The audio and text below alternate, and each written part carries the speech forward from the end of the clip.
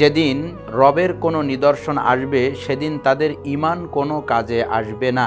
আসসালামু আলাইকুম ওয়া রাহমাতুল্লাহি ওয়া বারাকাতুহু। ইন্নাল হামদালিল্লাহ ওয়াসসালাতু ওয়াসসালামু আলা মান লা নাবিয়্যা বা'দা। ক্বালা আল্লাহু তাবারাকা ওয়া তাআলা আউযু বিল্লাহি মিনাশ শাইতানির রাজীম।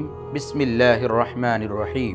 হাল ইয়ানজুরুনা ইল্লা আন তা'তিয়াহুমুল মালাইকা আও ইয়াতিয়া রাব্বুক আও ইয়াতিয়া বা'দু আয়াতি রাব্বিক ইয়াউমা ইয়াতি বা'দু আয়াতি রাব্বিকা লা ইয়ানফাউ নাফসান ঈমানুহা লাম তাকুন আমানাত মিন ক্বাবলু আও কাসাবাত ফি ঈমানিহা খায়রা।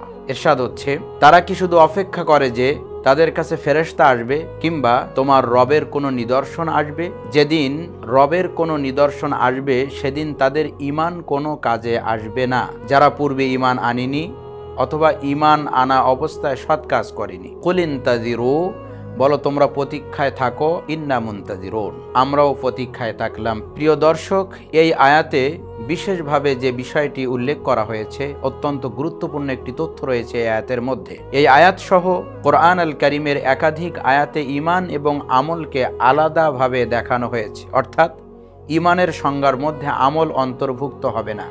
ঈমান হলো মনের বিশ্বাস আর আমল হলো সেই বিশ্বাসের প্রমাণ। তাই ঈমান আনার পরে মৃত্যু আসার পূর্বে, মৃত্যু অথবা অন্য কোনো আযাব আসার পূর্বে যদি কেউ নেক কাজ না করে, সৎ কাজ না করে, তাহলে ওই ঈমানের কোনো মূল্য পাবে না।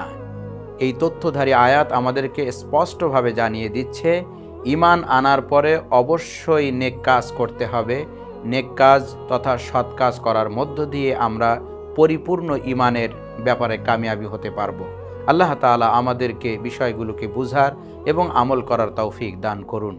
আসসালামু আলাইকুম ওয়া রাহমাতুল্লাহি ওয়া বারাকাতুহু।